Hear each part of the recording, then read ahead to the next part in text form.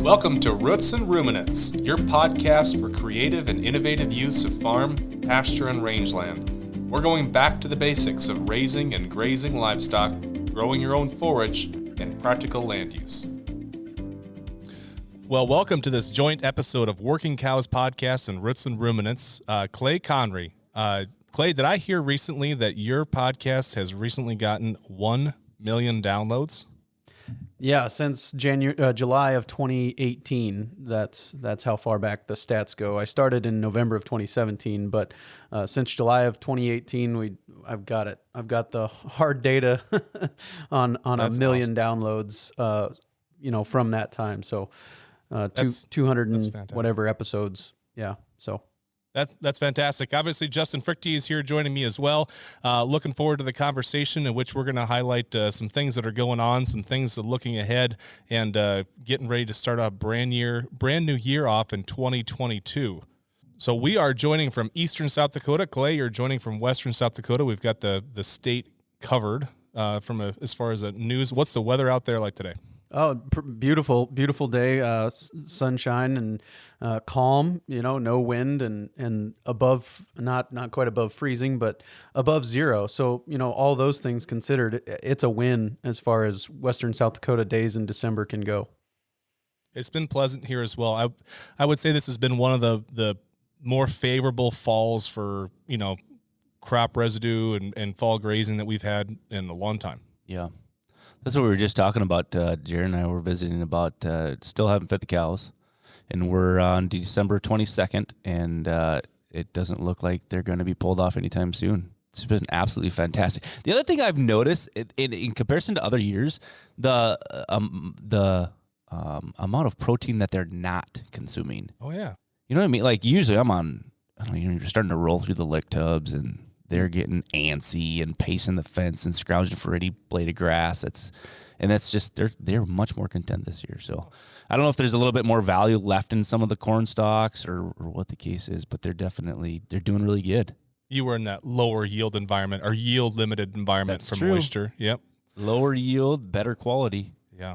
Yeah. So some quality. And is that increased quality due to lower yield driven by more kernels laying on the ground, or is it just the stalk? There's more nutrients left in the stalk that they can get after?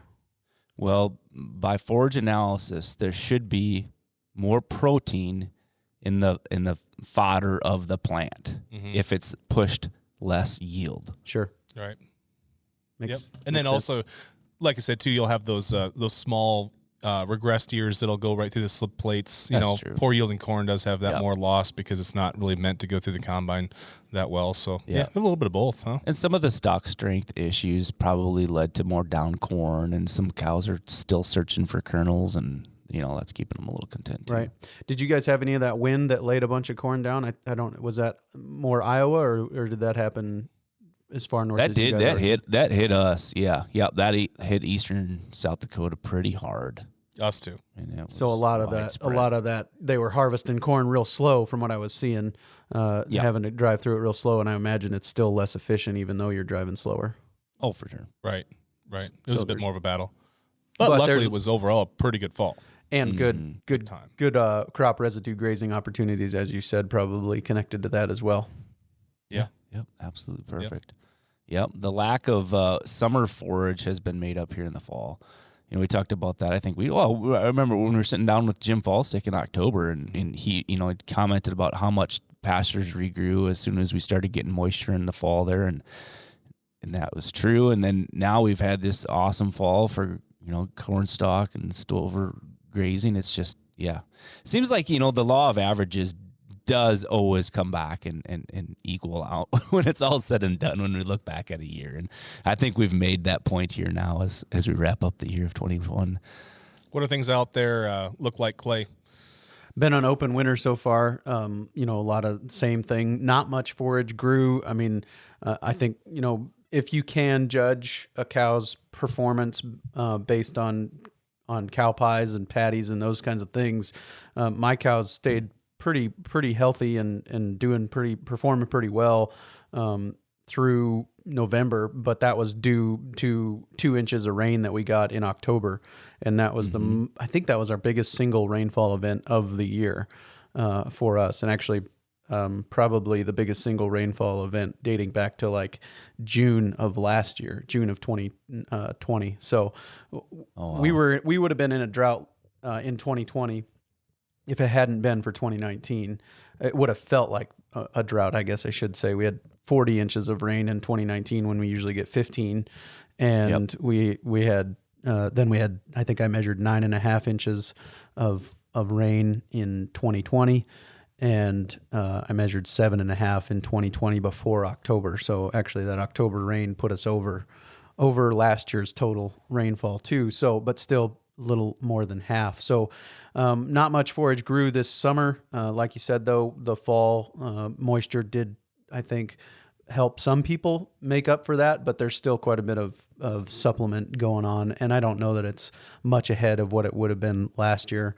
See a lot of cake trucks driving around, not seeing a whole lot of bales getting rolled out yet.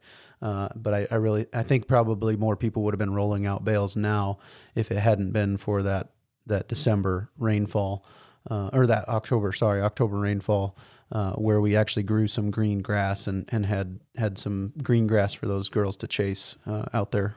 So made a difference. That's a real late flush of grass. That's real late. What, it was honestly the most green grass I saw after June. And I'm not kidding. So yeah, in October, it was a tough year. Yeah. So what's the stocking situation? I know that you go north and west of you, it gets even worse. Where would you say the average person in northwest South Dakota, and then even getting further worse, my understanding would be central or eastern Montana, what percent stocked are people on mature cows, and where are they going to end the spring at? Sure. I've heard quite a few reports of breed ups in the mid to high 70s, low 80s. So wow. I think, yeah. So, I mean, that hurts. And I think a lot of those went as cull cows. Some of the guys that maybe traditionally would have held them over and fed them even into the first of the year, just to get past some of that big cull cow flush and the tough market to sell those cull cows in November and December. I think some of them went early this year. And so there was just, I think that probably as much as anything, it has affected the stocking rate, and people have been able to back down by that and not had to sell as many bred cows as they might have had to if they had a low 90s to mid 90s breed up. They might have been selling more bred cows than they did this year. So I think that maybe is playing a role in the stocking situation. There are still bred cows going, but I would say the majority of them have been open and moved cull cows. Yep. And I wish they were bringing a little bit more money. Every time I see, kind of sale barn reports on those middle to broken, solid to broken mouth cows, boy, they're just a heck of a value if someone can find a home for them. Yeah. And do they go east? Do some of them end up in your country in a feedlot getting juicy and then go to a killer processing the facility? Opens for sure. The opens for sure. I mean, these bred ones. Like I said, there's typically a lot of, I'd say there's a big flex in the James River Valley and in eastern South Dakota and the Coteau, where people will, kind of swell up and, take on a couple hundred here and there if they can. But again, it's usually done more so when things are a little bit tough. When there's a really good year from crop price standpoint in these mixed operations, it probably makes it a little bit harder to want to work your tail off, having 300 extra cows of unknown disposition history. So, I mean, and you don't blame people, right? Yeah. So there typically is that kind of flex there in this part of the country, but they don't seem to be having to fight over them because they're, like I said, solid broken mouth cows aren't bringing much. Yeah, for sure. Yeah. And which is nuts. I mean, that trend line, I would say, boy, if you can keep this thing going, it's in less than a year, you're guaranteed to probably have $1,000 marketable calf out of that cow. The calf's already there. It just isn't seeming to bring any premium in the market. those cows would sell pretty similar to as if they were open. Right. Yeah. You got a lot of that winter bill, into her, but there's still quite a bit to come, and in this part of the region, there isn't going to be a lot of winter grazing done. So it's going to be, that's going to be tough. All my cows went to Nebraska.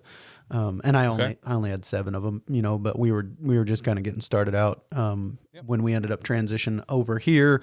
And I've always had a job, I guess you could say in town, although where I'm sitting right now, I'm 35 miles from a gas station. So off ranch job, I suppose, is what it is. But I've always had a job in town. So I've gotten, had just building up a cow herd and some of those things. And we've still got the calves at the place they're going to sell in February. But the cows all went to Nebraska here a couple of weeks ago. So I've heard a lot of people doing that. And actually a lot of them I think are really enjoying it. So I don't know how much of a battle there will be for corn stalks coming up in Nebraska and in kind of the northern edge and around to the eastern edge of the sandhills, where there gets to be quite a bit more corn put up in that part of the world. I don't know how much these guys are going to affect the battle for corn stalks in that part of the world, but I see quite a few of them sending cows to corn stalks this year. That is the first time they've ever done that,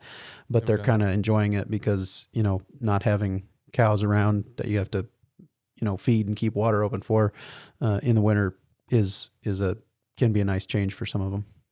Yeah, big time. Yeah, it doesn't seem to, I would say every year, the only time corn stalk bales ever get a little competitive around here is when, as far as in the bale farm. I know you're talking about grazing acres in Nebraska, but Justin was just talking about, what'd you get quoted for delivered corn stalk bales at your place, Justin? I'd gotten some laid in for $40. Yeah. Yeah. $40 a bale. What are they weighing? Oh, they're probably, 9? that's what I was going to say, maybe not 9.5. Yeah. I mean, they're normal big round bales, but it's pretty nice. And the fact that you get them delivered in and it's like, there's a pretty good abundance. We haven't. Yeah, right. It's a good year for buying corn stalk bales. Yeah. We had kind of 2 different flushes where, guys could, throughout the season, there was that early corn stalk baling right after the combine was rolling. Guys were getting a lot made, and then we got some rain, through much of the upper Midwest, and then we dried back out, and guys got back out and made a lot of corn stalk bales then. When people were finished up combining. So there's a lot of corn stalk bales around. Yeah. But that makes a big difference on, when we talk about like our on-farm forage supplies and then just the feed market in general and how big of a factor corn stalk bales really play. It's huge. It's absolutely huge, just because they're being ground and put into rations for everything now. I mean, it's not just a stock cow feed. It's the feedlots. You see some dairies grinding corn stalk bales now to use as a filler. I mean, it is. It's a big component of the entire feed supplies that we're supposed to put up in the United States. So. Displaced a lot of demand for straw, obviously, for oat and wheat straw. Yeah, right. It's kind of taken that market, really. Mm-hmm. Yeah, one of the guys actually on the board of the church where I serve as pastor was saying that he'd gotten some corn stalks and he'd gotten them tested and talked to the guy that was reading the test for him, and the guy said usually I say that that corn stalk bales are better than straw, but not by much. And he said, but you happen to have gotten your hands on the worst corn stalk bales I've ever seen, so they are not better than straw. Yeah.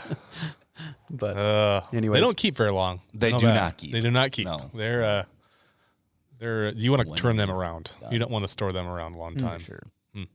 Interesting. Then the corn inside of there makes them a large attraction for raccoons and things like that want to start digging in and finding those goodies.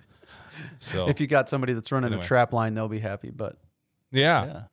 Well, it's what's happened is the wheat belt, right? This eastern wheat market in this part of the world has been moved west to where there's a line where no one really wants to take the straw anymore, right? Everyone wants the straw for residue, for cover, for organic matter, for soil health, and then the people that to the east with the thick, heavy topsoil are not planting small grain anymore. So there's a lot more limited straw window. So you kind of needed to displace that. That's true. What have you guys seen in a year like this where there was some pretty sorry to say it that way, but pretty sorry wheat crops? And I actually messaged a guy, and I'm pretty sure we were on the same page, and I was asking for a wheat bale, like a bale that they didn't combine it, but they put it into a bale with the wheat, with the head still on it. And he said, we didn't want to do that. We couldn't sacrifice the residue. So did they even just leave some of that standing? And maybe, I don't know if they grazed it or what, but did you see some of that or hear of some of that happening? I did see some of that kind of, Potter County and north there. You saw some of that where they just didn't even go after it at all, but there was just nothing to go after. It looked like a pretty, in some of those fields. But a lot of it did get baled. Mm-hmm. And I don't remember what those prices were at the time. It was kind of, there always gets to be these crazy high prices for wheat bales. It's seemingly for what you think the value of a wheat bale would be. But those numbers, I don't remember what they were, but they always seem like ridiculous. Yeah. Well, and then there's the concern with the nitrates and everything that you've got to keep an eye on with those that make them a little bit more challenging to use as a feed source.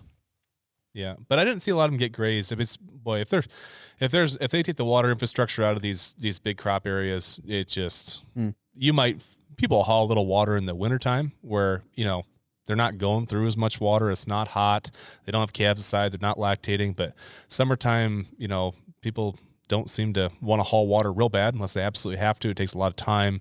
You got to be really timely. You got to go through a lot more on a per head basis.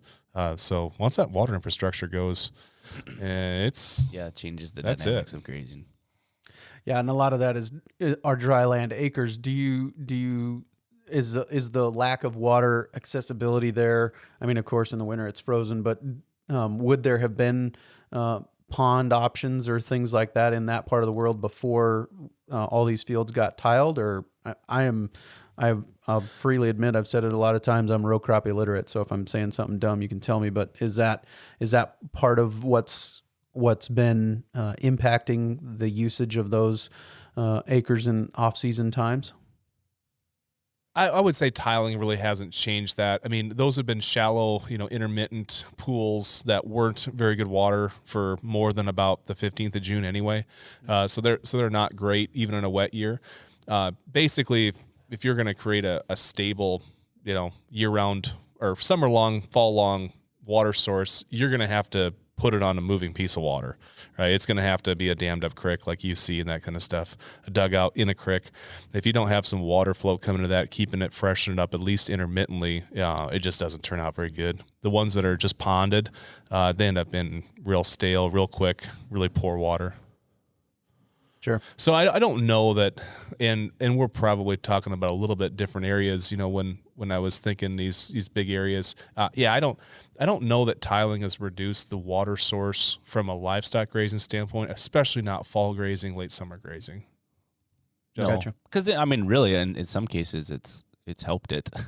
He can get lucky on the right side of some of these tile lines, and it's actually continued. Mm-hmm. Flow through some of these shallow creeks. Sure. So that just depends. Yeah. Yep. Yeah. We actually have a lot of restrictions in tiling anymore. I mean, realistically, like it's there's two sides of the coin. There's, there's some real seasonal wetlands that get, maybe drained out, but also we're probably making the other ones a little bit bigger. The ones that actually can hold water in year round by doing that. So it's a give and take, and unless you're willing to leave the farm program or do wetland mitigation or something like that, there's just not a lot of things that you would consider a wetland that are going to get tiled out. A lot of places where it's black dirt, it looks like there's hardly a depression there, and they might call it a wetland. So that's true. Yep. Sure. What have you guys seen as some of the top lessons learned in 2021 as far as some of the producers that you guys are working with? Book your fertilizer early. I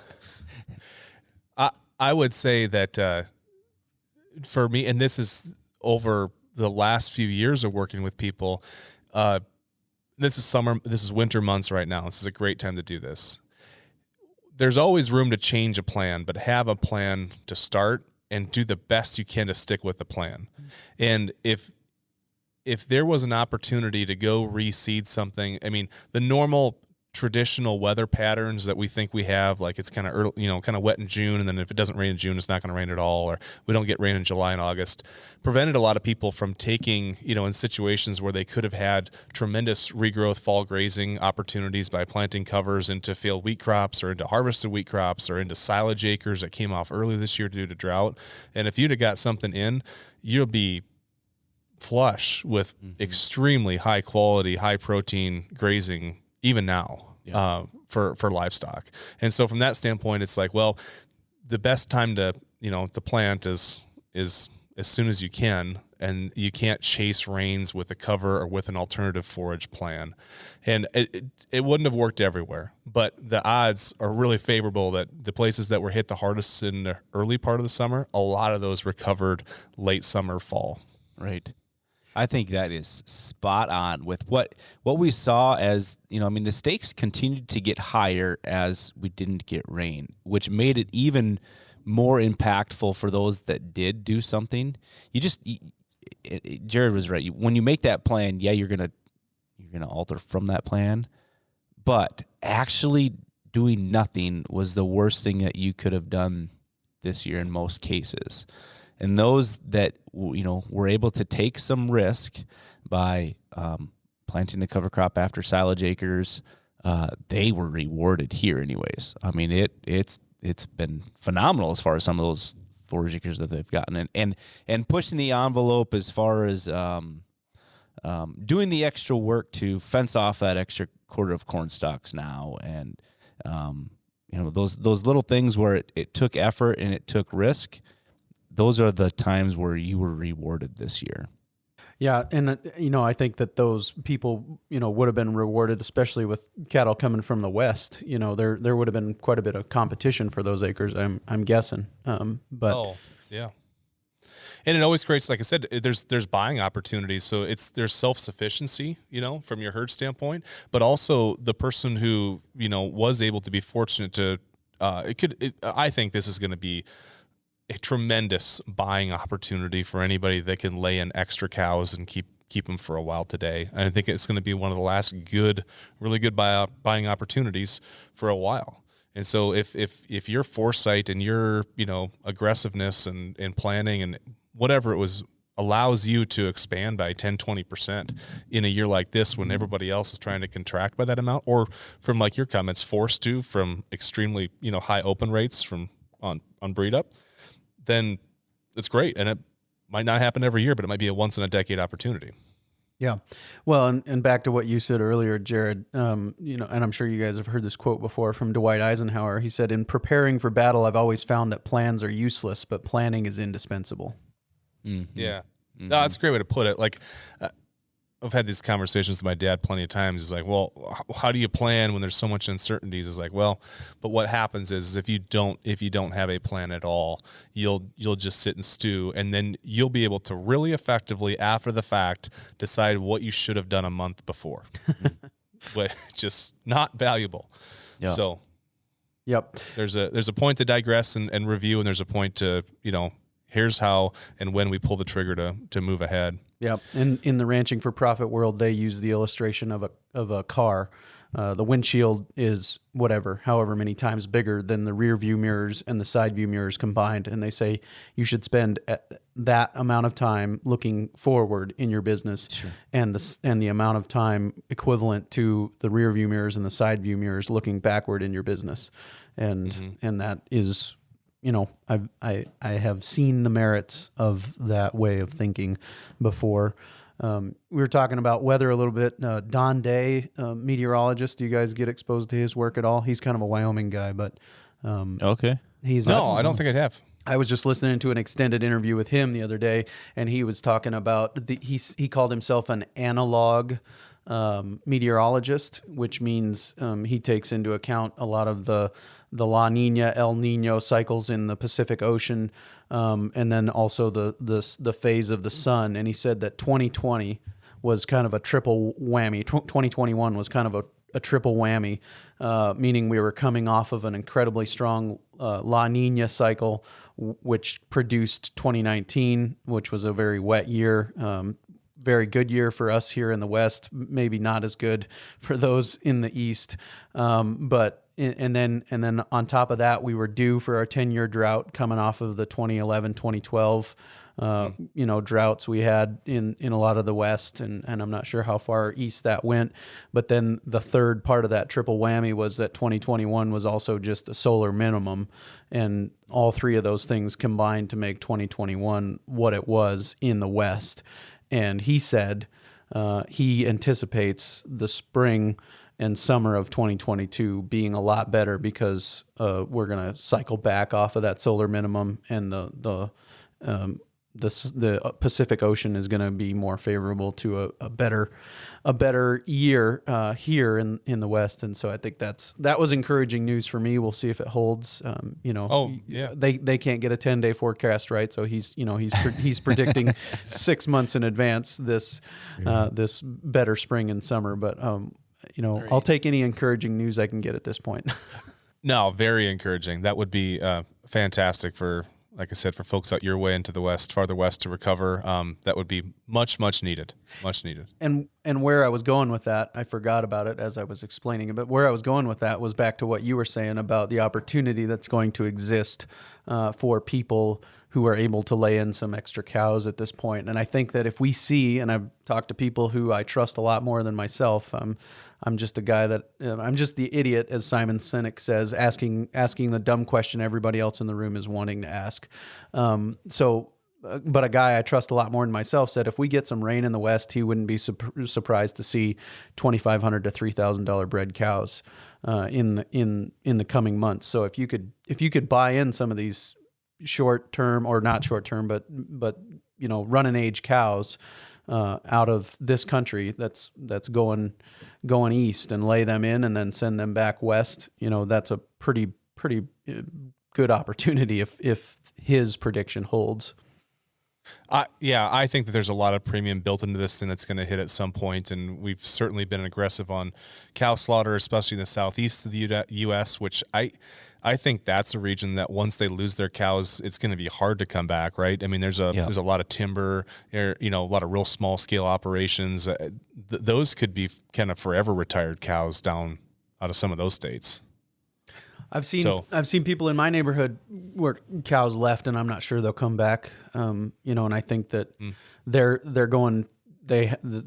running cows and sheep, and the cows left, and it wasn't a small herd of cows, 160 or 40 or something like that.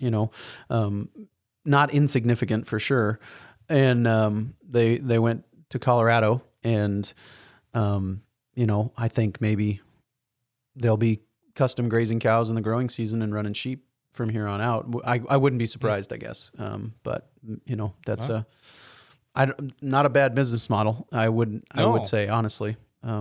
No, not bad. The water situation alone is a lot easier to get a sheep through the winter than it is a cow. Yep. I'll never forget, same guy, one day after church, it was snowing during church, and he walked out and he said, "Oh, good, I won't have to water my sheep today. It snowed during church." And I mean, we're talking 2 inches of wet snow in the spring, and that was going to be great for them. Yeah. So yeah, it can simplify things. What is the persona of the person that picks up those cows, though? I mean, moving forward, if some of these cattle are leaving the country and they're not coming back, and that person's retired and moved off, and they don't have a next generation, where does ownership of the cows go? I think somebody who's dreadfully understocked after the last 2 years in the West is the person that's buying them. Somebody who probably sold early on in the drought and has been sitting on that money for a couple of years, I think is probably the person buying those cows. Yep. It's the least fortunate person to have to buy them back. The person who sold them at the cheapest. And the other side of that question, Justin, is okay. You look at the last cattle cycle when we destocked and then we came back and rebounded. We saw tremendous growth in South Dakota from a cow-calf side of things, right? South Dakota was one of the big net, growers the net growth states when it came to that. And are we going to be that again, or where's it going to go? Like, where's that momentum shift, kind of come back when there is restocking that takes place? Is it going to be, are we going to see a resurgence in the Southeast? Or are they going to get back to where they were? Or who's going to actually be the states and the regions that grow on a net basis with cattle? This is what 2010 through 12, 13, when we started to repop again and get numbers back so up. So 15 was the low marks, right? Remember fall of 15 calf prices were sky high through the roof, and everything. So that was the $3,200, straight Hereford, bred Hereford, Fort Pierre, sale barn, peak of craziness. Basically, that I remember that was 15, 16. And then that's when we started to, get some repop going because of hybrid heifer prices, a lot of heifers. I remember, our AI schedule that year, 15, 16, 17 was just through the roof because guys were going out and buying $2,000, heifer calves or $1,800 heifer calves, banks vaccinated. And then there was a year or two where they sold them for $1,800 bred. But that was kind of the repopped years. But anyway, but the point was, I'm saying it was like South Dakota in that time frame was a huge net, grower. Like we moved up several states in the ranking on as far as cows, in the state rankings. We moved from like number 9 to number 6, I think. Okay. So I guess the big picture question here that I've got is cow calf the best thing to be doing in this part of the world, given our seasonality? And I'm all for people doing what makes them happy and what they enjoy, but just from a strictly economic perspective, and what our country does, just on a seasonal weather basis, is cow calf something that we should do at the level that we do, or should this be a lot more summer grass country than it is? I guess is something that I've been thinking about a lot. And I guess to go down the rabbit hole, the reason I've been thinking about that, I've just been wondering, like if we were trying to mimic bison herds from before the settling of this part of the world, were they calving out, or were they here year round? And if they were here year round, which we kind of know they weren't, were they calving out here, or were they maybe calving out somewhere down south and then grazing this direction, kind of like some of those places in those mountain ranches in the West? I'm talking about places like Idaho, where summer is 6 months long or whatever. You can follow the forage up the hill and be on a really high plane of nutrition all the way up the mountain, and getting some of that better animal performance even later into the year than you might expect in those places where it's a lower rainfall environment. But as the snow melts and that green grass comes on, those animals perform well. So, I've been thinking a lot about this lately. Is this really cow calf country, or should it maybe be more summer yearling country? Well, so the question is was the permanent ranching establishment the best way to manage those grass acres, or was it a byproduct of the Homestead Act requiring a permanent residence and improvement on the property, barbed wire fences cutting off the traditional routes of moving, summer grass cattle from the south to the north for summer grass and then back south again, and before the advent of the interstate highway system and trucks that could really efficiently move cattle? Yeah. Was it a necessary window due to those dynamics of why people became permanent ranchers with cow calf herds that calved and lived 12 months out of the year in your part of the world? Or was it a window? I'm not suggesting anything, don't get me wrong, but I see where you're going, and it's there's some factors that change that. Yeah, well, absolutely. And it's just interesting to think about the effect of those factors on our current situation. And then I think that plays into another discussion of consolidation. And I'm going all the way back to, I think, episode 2 of Roots and Ruminants here with Luke Perman, where he said that management was the craft beer of the American ranching industry. And the way I took that, what I took that to mean was, as craft beer grew in popularity in the late 90s, early 2000s, management is going to be the thing that people are marketing in the future of ranching. That there's going to be, I think, where I see that playing out is that we're going to see continued ranch consolidation. We're going to see ranches owned by fewer and fewer people getting bigger and bigger, and we're going to see a lot of non-operator landowners, absentee landowners, whatever you want to call them. And we're going to see people marketing themselves as, I'm a guy that can manage this land. I can make it better. I can attract more wildlife to this land through my management. And you can pay me to do that. And I'm going to make this a show place for you. I don't know if you guys see any of those trends where you're at, but I can see that coming. And I'm not saying it's a good thing or a bad thing. I just think that maybe it's the reality of where we're headed. I think it'll keep people, it'll bring some people back to beef, and I think it'll keep some people eating beef because of that, that outlet, right?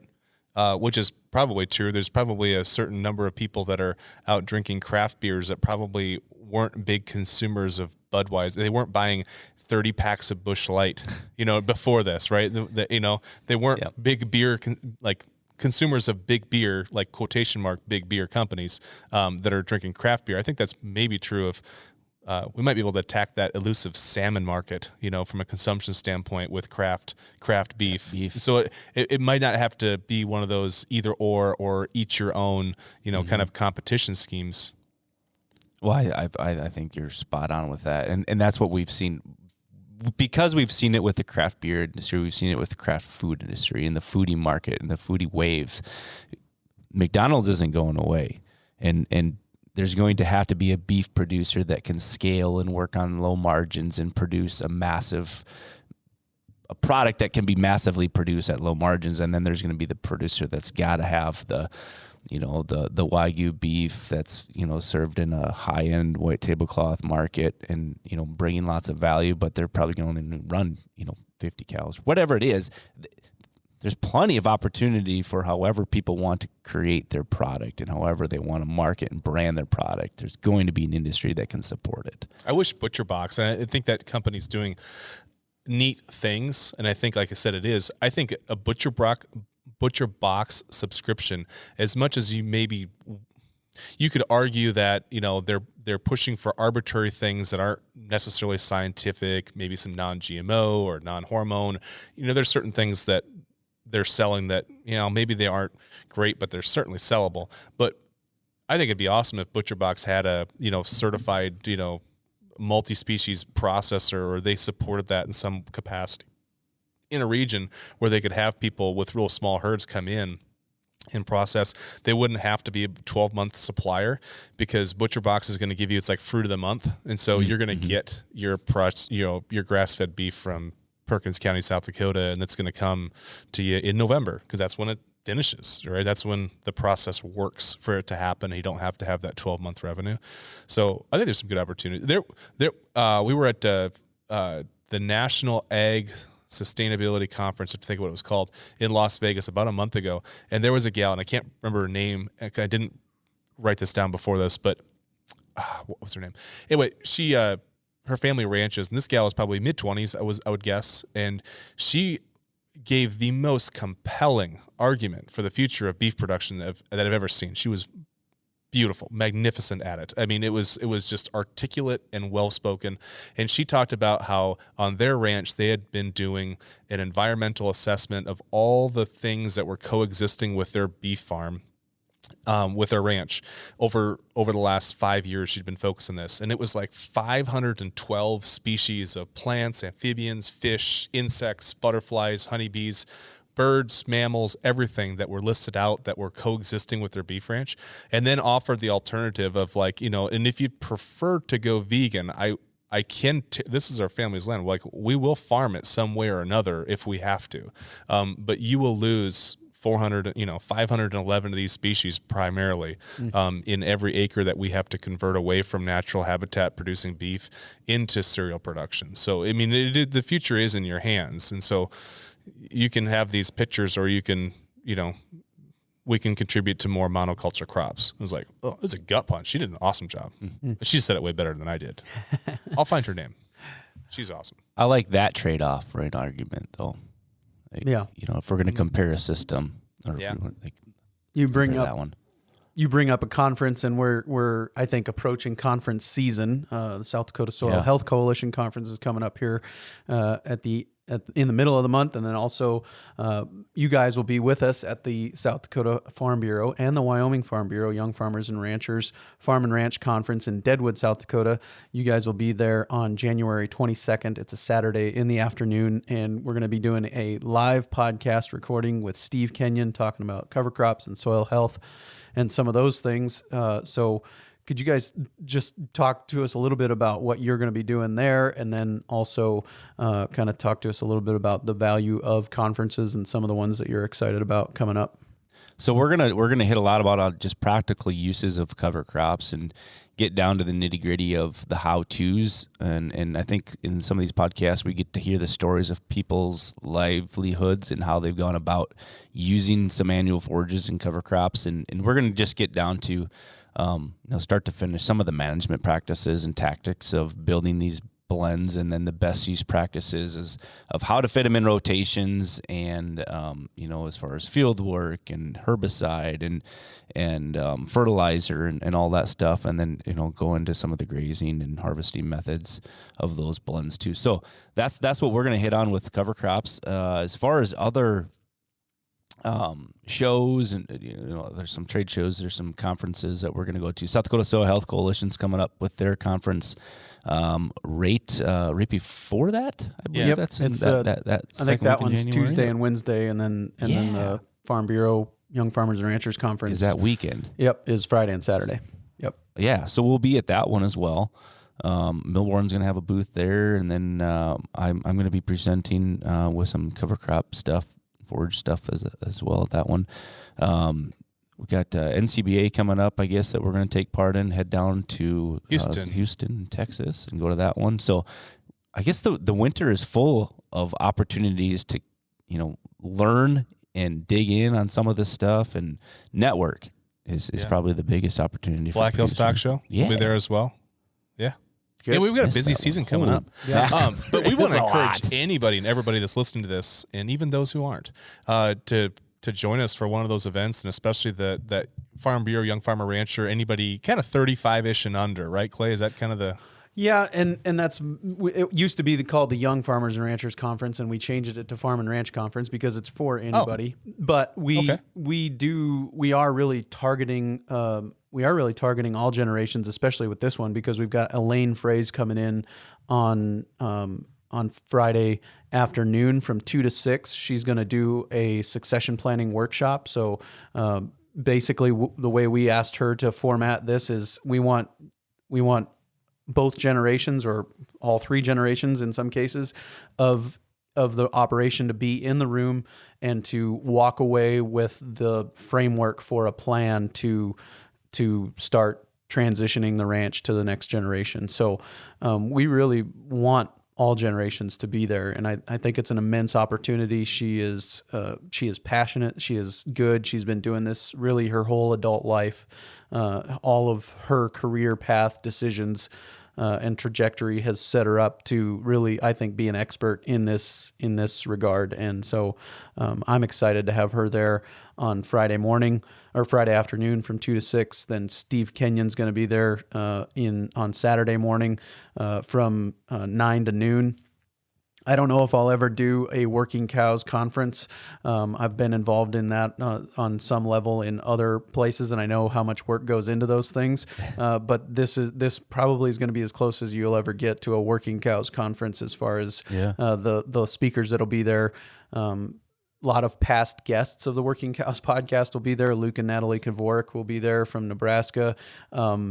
And that wasn't anything I did. It was just the way it worked out that they were guests, and then they're coming along too. She's going to talk about social media and using that in partnerships with that. Ken Olson's going to be there. He's a fantastic ruminant nutritionist for SDSU Extension. He's going to be there. Justin Tupper from U.S. Cattlemen's is going to be there for a discussion about marketing and some of those things. He also runs St. Ange Livestock, and so I'm really excited about it. It's going to be great. It's always fun to partner with another state. We're partnering with Wyoming Farm Bureau, Young Farmers and Ranchers, to put this on as well. But I'm passionate. I'm making personal phone calls. I just made 2 of them this morning, inviting people who are kind of in that transition season in their ranch and saying, come to this conference, bring the generations that are going to be impacted by this transition, and start working on a plan. And to that end, because we're so passionate about seeing that happen, we've actually opened up another ticketing option where people can register just for that Friday evening event. It's $40 per participant, and it includes the meal. So really, you cannot beat that opportunity, and not taking anything away from the rest of the conference. But if people were only able to make it for one part of it, I would encourage them to strongly consider that as an option.